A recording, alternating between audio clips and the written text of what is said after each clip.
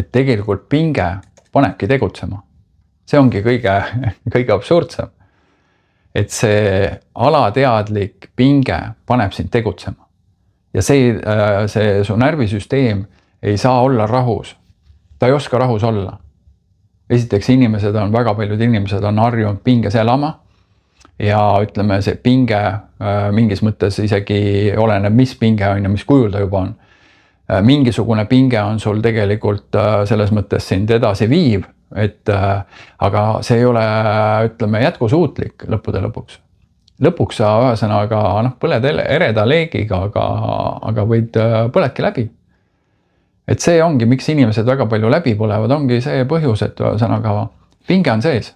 Ja see pinge paneb tegutsema ja vaadatakse, et kus see tegutseb on. Aga tegutseb sellepärast, et ta ei suuda rahulikult olla.